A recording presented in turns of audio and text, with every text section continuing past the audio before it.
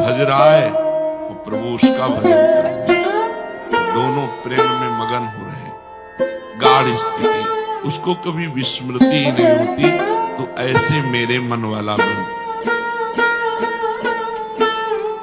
जब तक विनाशी शरीर और विनाशी भोगों में खिंचाव है तब तक बड़ी परेशानी होती है भजन में। हम करना चाहते हैं भजन और मन हमारा खिंचता है भोगों में, शरीर संसार में, व्यर्थ की बातों में, तो निराश होने की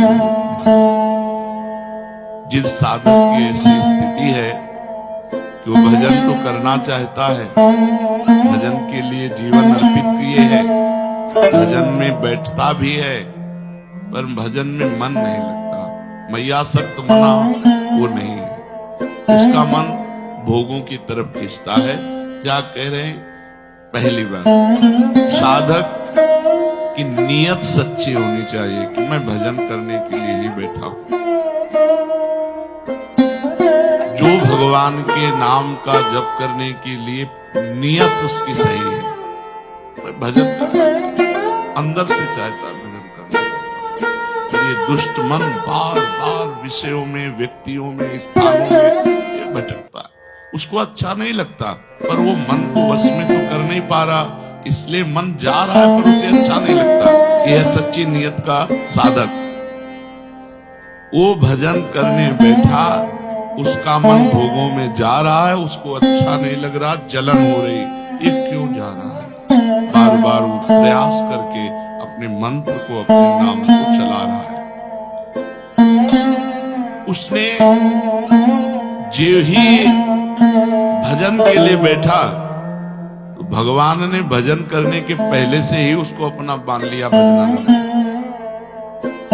यहां वर्णन करते हैं कि जैसे कोई धनी आदमी किसी को नौकरी के लिए लावे, लेबरी के लिए, और कह दे यहां तुम बैठो, हम काम बताएंगे, और पूरा दिन हो गया उसको कोई काम नहीं बताया। शाम के 5 बजे जब वो चलेगा, मालिक से कहेगा हमारे 500 रुपए दीजिए। किस बात के? बोले बैठने के। आप हमें लिवा के लाए, आपने कोई काम नहीं बताया, तो हमारी तो दिहाड़ी आपको देनी पड़ेगी। तो ईमानदारी से उसको 500 रुपए लेबर को देने पड़ेंगे, क्योंकि वो तो आप बुला के लाए और कहा यहाँ बैठ जाओ, वो बैठा है। अब आपने कोई काम नहीं बताया, कोई काम नहीं किया, पैसे आपको देने पड़ेंगे, पेमेंट आपको देना पड़ेगा। ऐसे ही तुम सारे दिन प्रभु को अपना दिए हो, सुबह से लेके शाम तक, वाणी पाठ, नाम कीर्तन, भजन, इसके बाद आपका मन नहीं लगता, तो जो मन लगने का फल है वो आपको प्राप्त होगा। भगवान बेईमान नहीं है, भगवान ईमानदार है, तो भगवान सर्वज्ञ है, जानते हैं कि ये मेरा भजन करने का प्रयत्न कर रहा है, पर मेरी दुरंत माया के कारण इसका मन भजन में नहीं लग रहा है। तो भगवान उस साधक को भजन का वैसे ही फल देते हैं जैसे फल मन लगने का। क्या फल मिलेगा? उसका मन लगने लगेगा। भजन का फल क्या मिलेगा? उसका मन लगने लगेगा। पहला, ईश्वर अनुग्रह, ये अनुभव होगा उसको, मेरे ऊपर भगवान की बड़ी कृपा है, मेरे ऊपर भगवान की बड़ी कृपा है, श्री जी की बड़ी कृपा है। ये बार बार अनुभव होगा, भगवत अनुग्रह अनुभव पहला। और दूसरा फल क्या होगा? भगवान की सत्ता में अपने को लीन देखना। ये फल मिलेगा।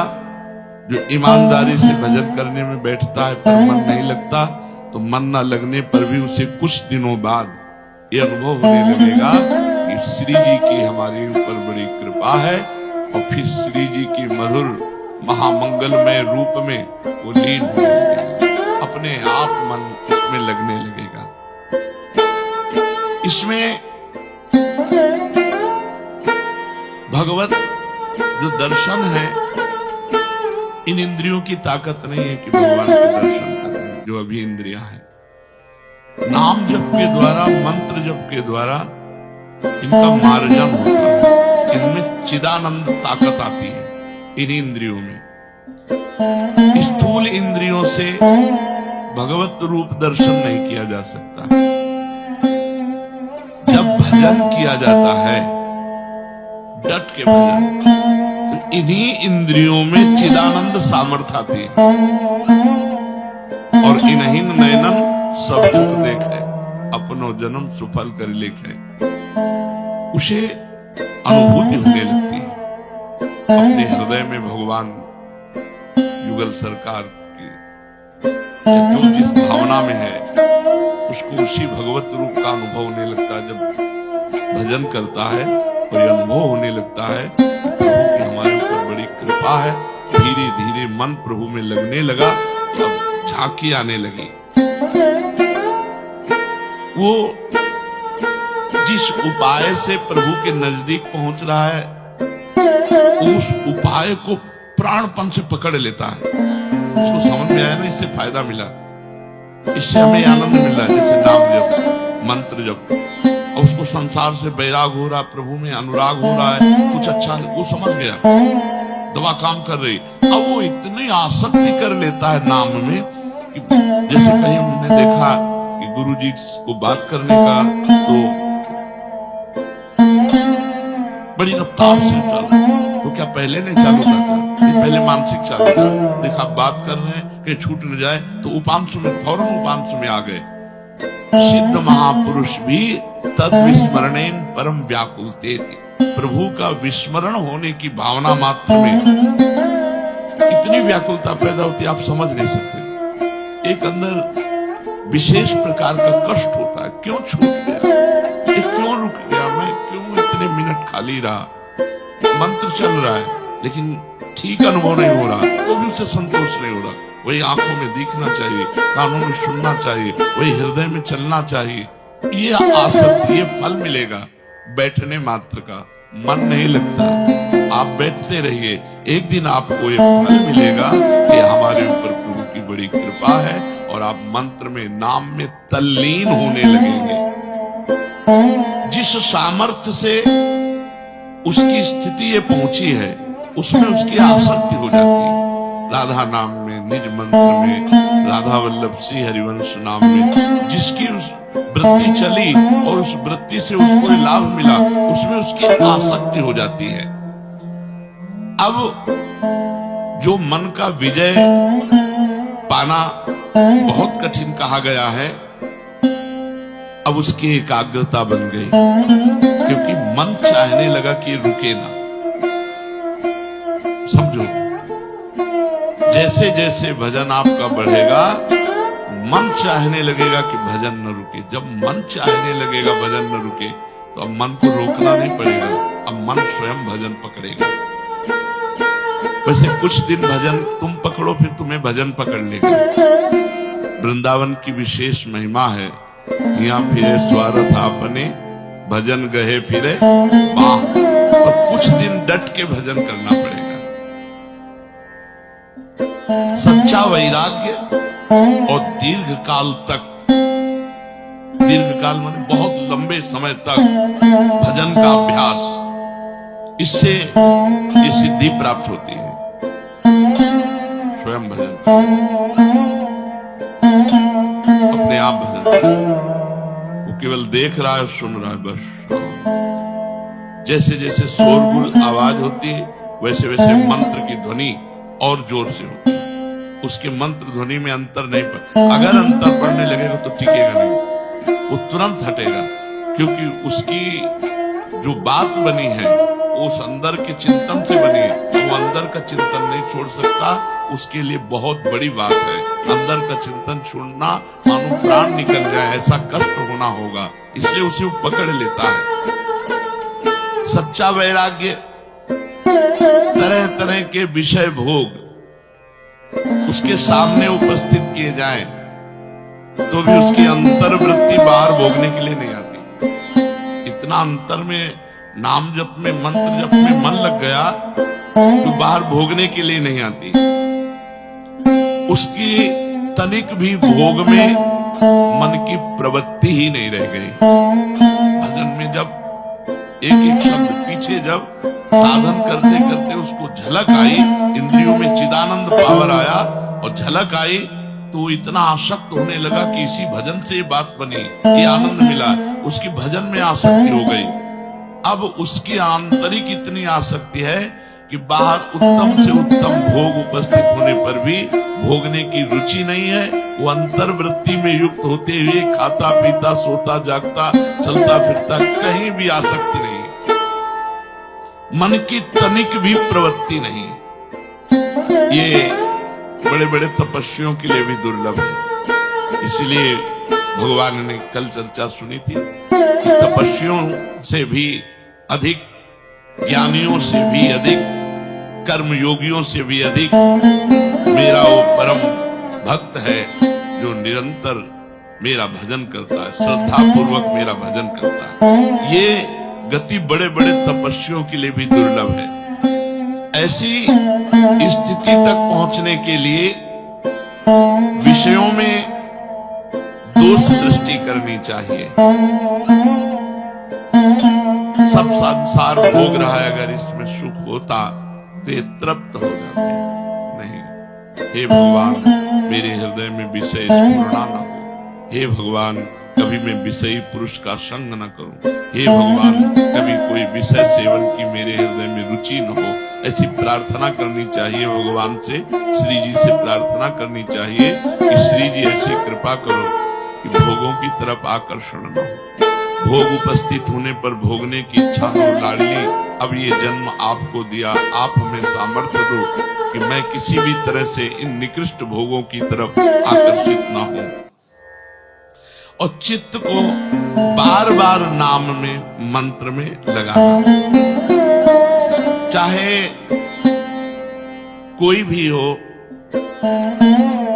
कोई भी का मतलब स्त्री पुरुष, पढ़ा लिखा मूर्ख, कोई भी जो बार बार अपना चित्त नाम में लगाता है, तो उसके सामने जो नाम का आधार होता है, जैसे राधा, तो राधा नाम का आधार है राधा रूप, वो उसके सामने आएगा।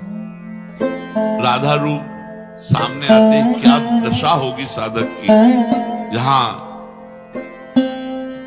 वो रूप है कि अखिल लोक ब्रह्मांड नायक परात्परीश भगवान श्री कृष्ण जिस रूप को देखकर मोहित हो जाते हैं, और ऐसे मोहित होते हैं कि एक पल भर के लिए भी पलक झपना उनको असह्य होता है। हे अली प्रिया बदन अंबुज रस अटके अनत न जात, कहा कहो इन नैनन की बात। जब जब रुकत पलक संपुट अति आतुर अकुलात, लंपट लव निमेष अंतर दे कलप कलप सत सात, कहा कहो इन नैनन की बात। जहां लालजू को एक पलक झपकने की भी वियोग को अलप कलप सत सात, सैकड़ों कल्पों के वियोग का दुख अनुभव होता है। वो रूप जब उपासक के सामने आएगा तो उसका मन कहीं जाएगा, उसकी इंद्रियां कहीं जाएंगी, उसे कोई भोग अच्छा लगेगा। उपासक को चाहिए कि चित्त शांत रहे, बार बार नाम में लगाकर किसी भी परिस्थिति में अशांत न हो। संतुष्टा एन केनवा, कैसी भी परिस्थिति हो संतोष धारण करो, नाम तुम्हारा न छूट जाए। अगर संतोष नहीं धारण करते तो उधर मन खिंचाव करेगा, अनुकूल या प्रतिकूल परिस्थिति में, और नाम छूट जाएगा। अनुकूलता में राग नहीं, प्रतिकूलता में द्वेष नहीं।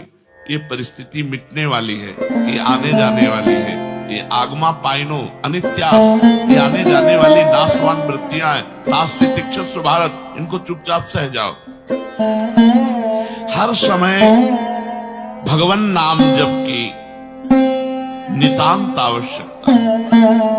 नाम जप के समय यदि मन इधर उधर परोक्ष विषयों में चला जाता है तो आप चिंता मत करो, ये नाम जब किया, पहली बात तो फल मिलेगा आपको। बताया जैसे उस लेबर को 500 रुपया मिलेगा, ऐसे आपको फल मिलेगा। फल क्या मिलेगा? मन लगने लगेगा, भगवत कृपा का अनुभव होगा, तल्लीनता आने लगेगी। इसलिए साधक को बिल्कुल घबराना नहीं, मन लगे ना लगे हमको भजन करना है, उसका फल हमको मिलेगा, पक्का मिलेगा।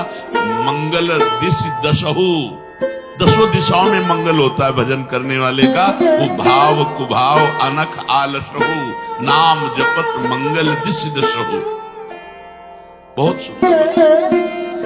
अब जब अभ्यास की पुष्टि हुई तो हठ पूर्वक मन को हटाया नहीं जा सकता। जैसे भोगों से हटा के भजन में नहीं लगाया जा सकता, बड़ा कठिन है, ऐसे ही भजन में जब मन लग गया तो हठ पूर्वक साधक व्यवहार के कार्यों को करना चाहता है। व्यवहार के कार्य होते भी हैं, लेकिन मन वो नाम में चिपका रहता है। असहाय निर्विण अवस्था जागृत होती है। खिन कुछ अच्छा नहीं, कोई अपना, ये बिल्कुल दिव्य भागवती की स्थिति। असहाय और निर्विण अवस्था जागृत होती है भजन से। कोई मेरा नहीं और बिल्कुल कोई मेरा नहीं, और खिन्न कहीं मन नहीं लगा। एक रास्ता बचा है, नाम और मंत्र, भगवान, उसी में। जब उसका गाढ़ चिंतन, तो इतना आकर्षण बढ़ता है कि प्रभु को घसीट के आना पड़ता है। इतना आकर्षण बढ़ा, अनुराग बढ़ा कि साधक के सामने उसका इष्ट घसीट करके आ गया। मंत्र जप, नाम जप का प्रभाव देखो। अपने प्रीतम की मधुर झांकी करते ही जन्म जन्म की कलुषता नष्ट, हृदय द्रवित हो गया। अब बस आह भर के रोना, सिसकना, पुकारना, तड़पना, यही कह रहे। एकांत में बैठे भी चिल्ला के रो पड़ा। धीरे धीरे इष्ट देव का इतना अनुग्रह हुआ कि वो जिधर देखता है उधर वही दिखाई देते हैं। पहले तो हृदय में साक्षात्कार हुआ, फिर अब जिधर देखता है उधर, जिधर वस्तु नहीं, वस्तु की जगह वही दिखाई देता है। जिससे गोपीजन कहती, जित देखूं तित श्याममयी। मैं जिधर देखती हूँ उधर मेरे श्याम सुंदर ही दिखाई देते हैं। यहां तक पहुंचने के लिए साधक को साधना की सीढ़ियों से चढ़ना होता है। उसे अपने चिंतन को बचाना होता है। अतः साधक खास बात चिंतन की रखे। अब सेवा कर रहे हैं, चिंतन क्या हो रहा है? श्री जी की एक एक अंग की एक एक सेवा का चिंतन हो रहा, तो सेवा ठीक हो रहा। अगर सेवा के सिवा कुछ अन्य चिंतन हो रहा, सेवा हो रही, तो रुको पहले। नाम चलाओ, मंत्र चलाओ, पद चलाओ, श्री जी की सेवा का चिंतन करो। श्री जी की नथ ऐसी, श्री जी की बेसर को ऐसे पहनाना, श्री जी की पत्रावली ऐसे करनी, श्री जी का ऐसा, वो पहले पूरा दिमाग में लाओ। पूरा चिंतन करते हुए फिर श्री जी की खास बात, साधक को इस स्थिति तक पहुंचने के लिए सर्वत्र भगवत दर्शन के लिए चिंतन समा। इसीलिए गीता जी में भगवान ने चिंतन पर जोर दिया। अनन्य चिंतयन्तो माम अनन्य चेता सततम। जगह जगह भगवान ने चिंतन की बात कही। चिंतन अधिक गाढ़ हो जाने पर फिर साधक की स्थिति बन जाती है। स्थिति का मतलब होता है दुनिया की सब विपत्ति एक साथ टूट पड़े तो भी उसमें कोई फर्क नहीं पड़ेगा, स्थिति बन जाती है। तो पहला, यदि हम भजन में बैठे हैं, हमारा मन भजन में नहीं लग रहा है, तो हमें परेशान नहीं होना। हमारे भजन की बाद में जो पेमेंट है वो मिलेगी। मालिक ईमानदार है और सर्वज्ञ है, वो जान रहा है कि मेरे भजन के लिए बैठा है। भरोसा दृढ़ रखो, भगवान की कृपा तुम्हारे ऊपर है। हरिवंश कृपा, हरिवंश कहें, हरिवंश कहें, हरिवंश लहें। अगर कृपा न होती तो तुम राधा नहीं बोल सकते, तुम कृष्ण नहीं बोल सकते, तुम हरि नहीं बोल सकते। अगर कृपा है तो आप भजन के मार्ग में आए हो, भजन मार्ग में चल रहे हो। खूब हर समय अनुभव करो हम पर कृपा है। ये जितना अनुभव करोगे हम पर कृपा है, उतना ही आपका मन प्रभु में लगने लगे। हम पर प्रभु की बहुत कृपा है, बहुत कृपा है। धाम वास हो रहा है, भगवत चिंतन हो रहा है, भगवान हाँ। कल एक ने कहा, दंडवत करके कहा कि अगर गलती हो जाए तो प्रसन्न रहना चाहिए साधक को। उनका नहीं बोले भगवान की गलत गलत गलत गुण तुम्हार समुझे निज दोषा,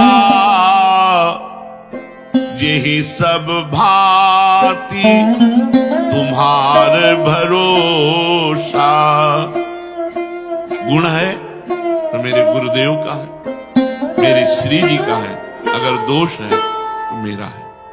गलती हुई मेरे से, मुझे पश्चाताप करना चाहिए, मुझे जलना चाहिए, मुझे इष्ट गुरुदेव के सम्मुख प्रार्थना करनी चाहिए। प्रभु आपके भजन मार्ग में चलते हुए आप तो सर्वज्ञ हैं, देखो हमारे द्वारा ये गलती हो रही, नाथ असही है, कब तक ये गंदगी बनी है। आपका कहलाकर कहां प्रभु माथा रगड़ रहा हूं, कहां नीच विषयों की तरफ जा रहा हूं। नाथ आप कृपा करो। गुण तुम्हार समुझे निज दोषा। हर परिस्थिति में, प्रतिकूल अनुकूल, मान अपमान, लाभ हानि में, इन द्वंद्वों में प्रसन्न रहना चाहिए, ना कि अपनी गलती करके प्रसन्न रहना चाहिए। अगर हम गलती को प्रसन्नता में ले जाते हैं तो फिर वो गलती कभी छूटेगी ही नहीं, क्योंकि हम गलती में राजी हो गए। हमें गलती में राजी नहीं होना। भजन मार्ग में चलते हुए हमको ये सावधानी रखनी है कि यदि हमसे कोई गलती होती है तो हमको जलना चाहिए, हमारे अंदर जलन होनी चाहिए, हमारे अंदर दुख होना चाहिए, प्रभु से विनय होनी चाहिए, हाय हाय मच जाना चाहिए, असहनीय हो जाना चाहिए वो गलती, तो वो गलती दोबारा फिर हमसे नहीं होगी। अब दूसरी बात बता रहे मैयासक्त मना के लिए।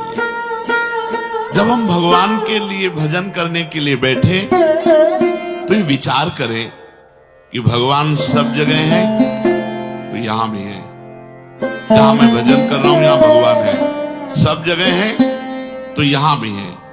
क्योंकि अगर यहां नहीं है तो ये शास्त्र सिद्धांत गलत हो जाता है कि हरि सर्वत्र है, कण कण में। वासुदेवा सर्वमिति, सब जगह भगवान वासुदेव है। सर्वम खलविदम ब्रह्म, सब जगह ब्रह्म है। ईशावास्यविदम सर्वम यत्किंच जगत्याम जगत, कोई कण नहीं जहां ईश्वर न हो, ऐसा उपनिषद कहते हैं। तो जहां मैं बैठा हूं भजन कर रहा हूं मेरी भगवान यही है, सर्वत्र है तो यहां भी है। जब भजन करने के लिए बैठे तो ये विचार करें, भगवान सब समय में है तो इस समय में भी है, यहां है इसी समय है। अगर इस समय नहीं तो भगवान सब समय में है ये कहना नहीं बनता।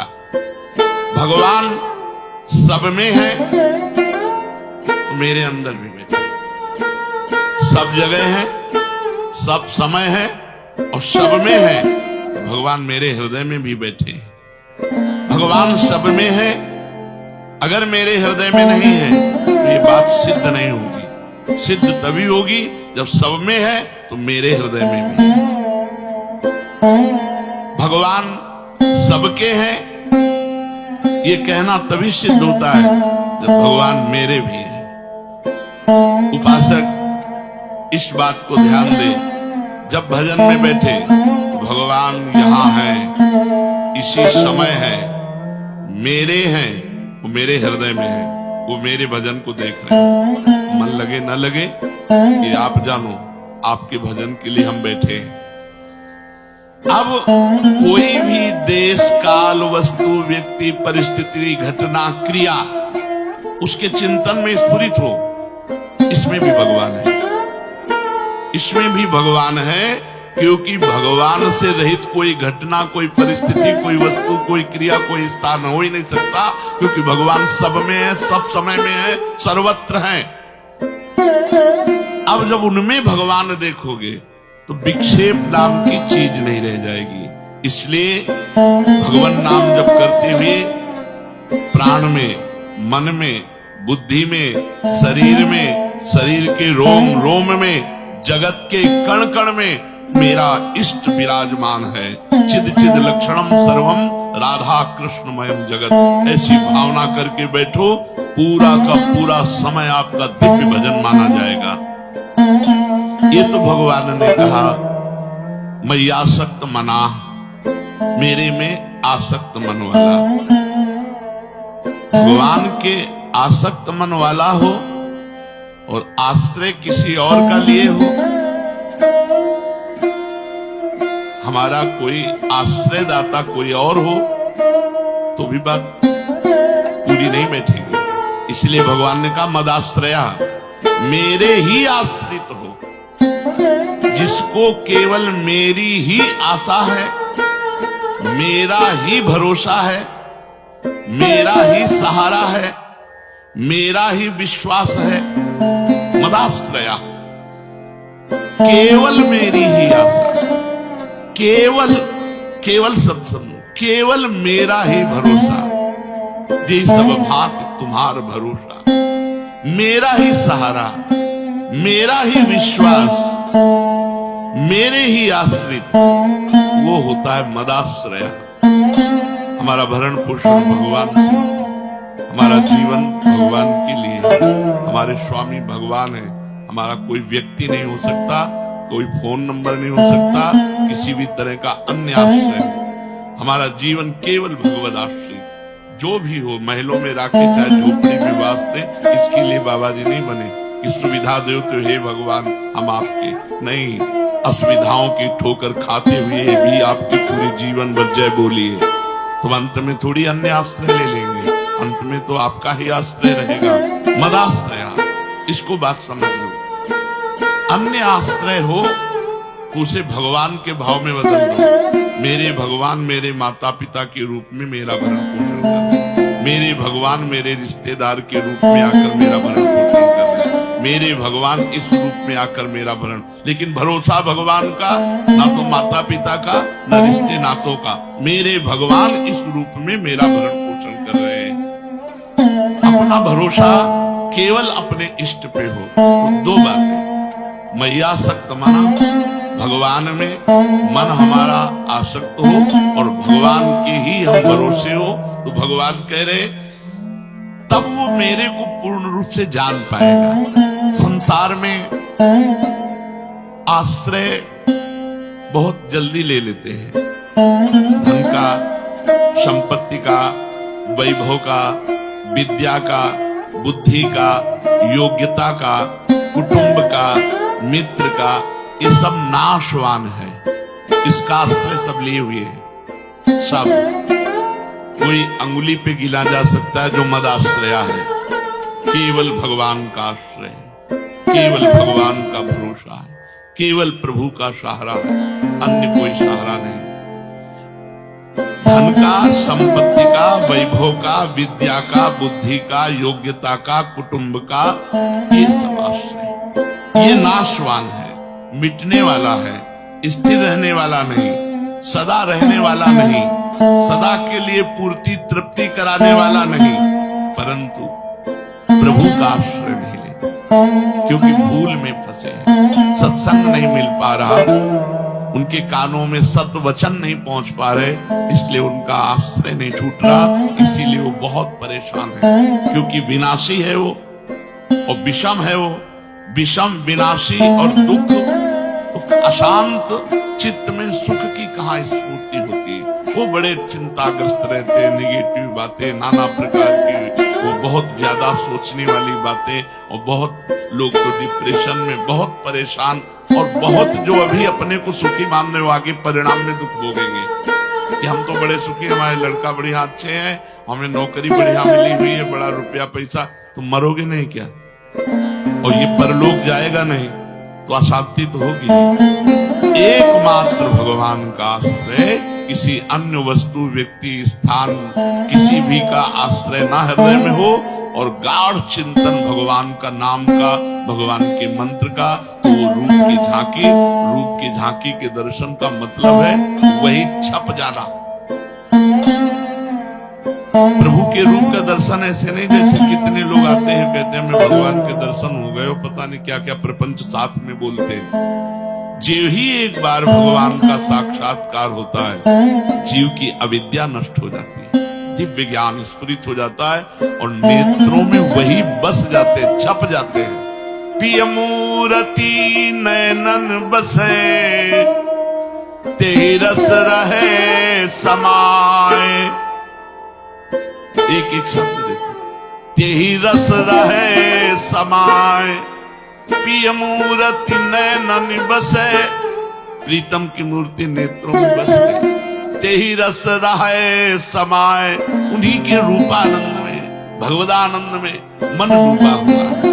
ये लक्षण सुनी प्रेम के और न कछु सुहाए, और न कछु सुहाए। फिरे रस मद मातो कुटुम देहते जाए, छूट सब ही विधि नातो।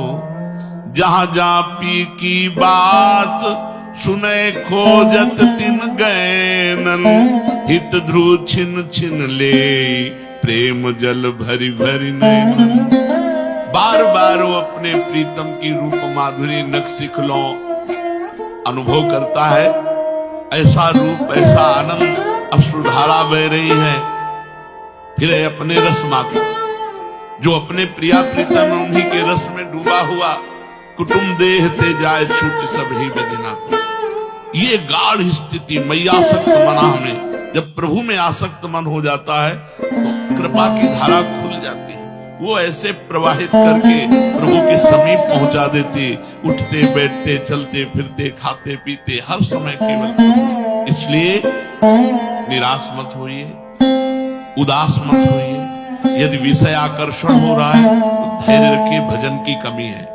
मन चंचल हो रहा है, धैर्य रखिए, इसका फल मिलेगा आपको। चंचल मन सहित भजन करने पर भी भगवान की कृपा आपको वैसे ही प्राप्त होगी जैसे एकाग्र मन से करने वाले।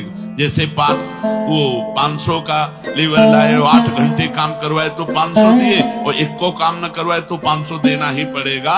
ऐसे ही हम भजन के लिए भगवान को अर्पित है, तो हमारा जो भी टूटा फूटा भजन बन रहा है उसका भजनानंदी महात्माओं का जैसा फल मिलेगा, हमको भी भगवान की कृपा, भगवान का प्रेम, भगवान के दर्शन, भगवान का सानिध्य मिलेगा। इसलिए हमको